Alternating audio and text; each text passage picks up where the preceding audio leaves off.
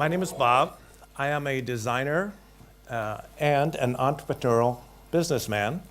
And today I want to talk about management and leadership. The reason I'm here today is because I met Bob Townsend in 1980. Some of you may have heard of Bob Townsend. Most of you probably haven't. He was the CEO that built Avis Rent-A-Car, and he wrote a breakthrough book in the 1960s called Up the Organization. Up the Organization is still the #1 book at the Wharton Business School on the must-read list. That's 50 years of being #1, so I suggest you take a look at it. It's really a book about leadership, culture building, without ego. Bob Townsend walked into my office in 1980, and he asked me if I had 15 minutes. I said, of course. He said, I'm interviewing the management team because I'm going to join the board of directors of this company, and I always want to speak with the management before I do. Oh, please come in and sit. I looked at my watch, 15 minutes, not a problem. 5 hours later, he left my office. I was stunned. I had never been in the presence of that much energy. He told me about his book, Up the Organization. I hadn't heard of it. At 5 o'clock that night, I ran out to the nearest bookstore, and I got it. I read it from cover to cover that night. It changed my life. I had always had the same ideologies, the same thoughts about leading people.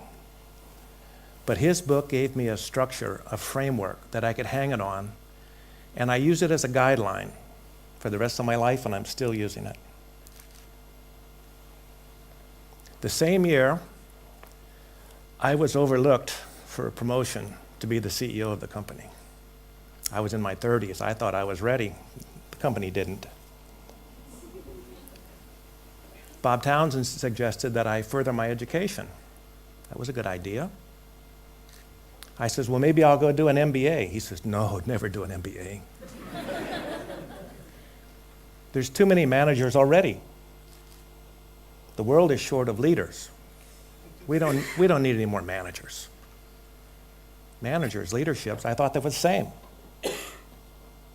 I would hear people say, I manage 6 people. I lead a team of 6 people. Must be the same. 32 years later, I'm here tonight to tell you it's not the same. Management is control. In business, we call it the triple constraint of management. There's 3 things, and only 3 things, that you could control. You can control quality, time, and money. Whichever one of those 3 takes precedent, the other 2 will suffer. If quality drives your organization or your product or your service, the other 2 will suffer. It takes more time and more money to create the quality. If price determines your product or service, then you will have to give up the quality and do it much cheaper. If time, you have to do it in time. To do it quickly, it will cost you more money, and the faster you go, the less quality you will have. So control is the management, the interplay of time, quality, and money. So where are people? Well, people are come under leadership. There's a big difference. In World War II, Dwight Eisenhower was the Allied Supreme Commander of all the forces. He would train his generals. He would take a chain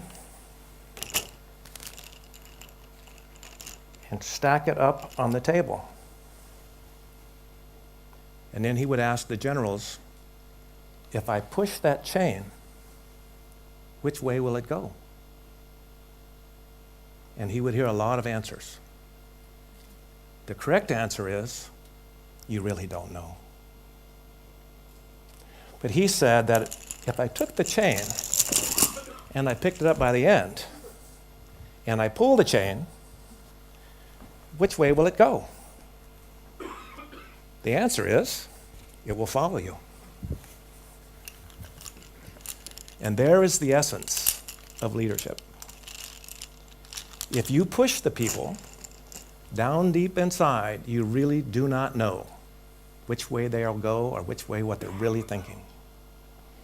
But if you can lead them and get them to follow you, then you have the skill that everybody should have, is to be a leader. I went to China, lived there for 13 years. I built a company, started with a handful of people, and we ended up with 8,000 people. We had to build a factory to house 8,000 people.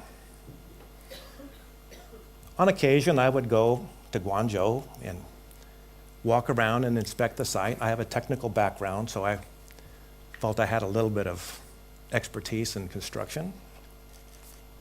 And one monsoon rainy afternoon, we're walking along by the foundation, and I look down in the ditch and I see 5 or 6 men working, and they're installing a sewer pipe. And they had a level. And I'm looking down and I see that they're making the pipes level. Well, I have enough technical background to know that a level pipe's not going to flow. And it's going to get buried under the foundation, so we're going to have lifetime problems because we'll never get to this to fix it. So I thought about telling them how to fix it, and then I realized I didn't speak Chinese. So I took off my shoes and I jumped in the trench. I know that a 1-inch pebble underneath one end of the level will be just about 2% grade. That's what we needed. So without saying a word, I grabbed the level, I took a rock and I held it, I went back 2 pipes, and I raised it up and I signaled for them to put some sand under the pipe, and we got it just right. And then I went to the next pipe, and then I did it again, and then on the 3rd pipe, I handed it to the men in the trench. And I had them hold the pebble under the level until I got it just right.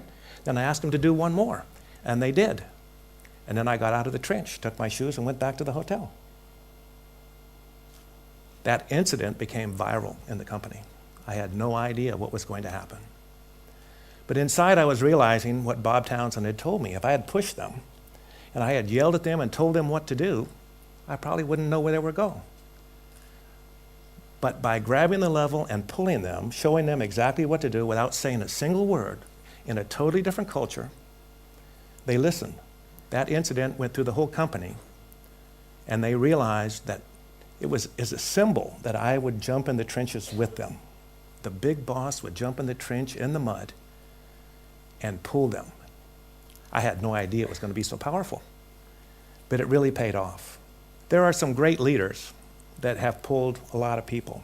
My favorite is Mahatma Gandhi. Gandhi united 2 religions, ended a more than 100-year colonial empire by motivating the British to leave.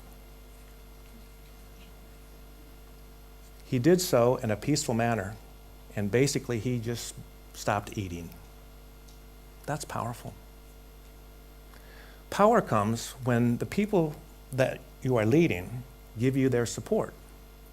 When that support comes to you, I call that like power. They offer you the power, and then they watch you. If you take that power and you deflect all of it back to them, then they give you more. And then if you give more back to them, the second wave, they give you even more. But if you start to take some of that power, they start giving you less. And those leaders that accept the power make a critical mistake, because now the power that's going to come and give them more and more and more power falters and goes away. And I can point out many leaders around the world, even today, that are falling because they took the power. They didn't give it back to the people they were leading. Leadership is a gift.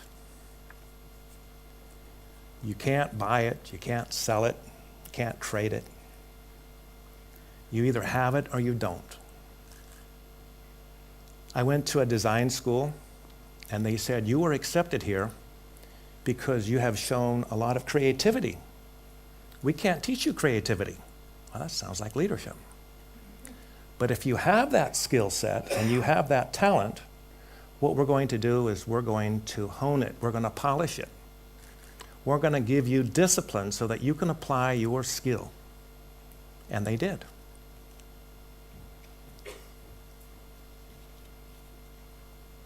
Leadership is the most valuable commodity on the planet, and it is the rarest commodity we have. It's not food, the lack of food, it's not the lack of water, it's not oil or minerals, it's leadership. But it's not any form of leadership. It's the Townsonian model of doing it without ego. If you can follow the footsteps of Mahatma Gandhi, Ronald Reagan used to send his staff home at Christmas time so they could be with their families. He says, you don't need to worry about me. You guys go home, take care of yourself. He's putting everything back. You take a look at the Czechoslovakian leader that just died, Václav Havel. A simple man, drove his same car, became the leader of the country. He took nothing, and he gave it back, and his country made a peaceful conversion to democracy and freedom. That's leadership.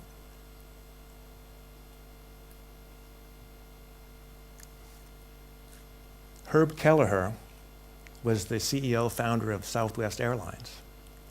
He would go out and work 1 day a month handling baggage in the company. Bob Townsend used to spend 1 day a week renting out cars at the counter. You need to be in touch with the people you lead, and you need to be in their shoes. So I just want to leave you with one thought. All of you here that are studying and going on to be managers and leaders, remember, if you have that skill set, to hone it and discipline it, because it is the rarest commodity on the planet and the world needs you. Thank you so much.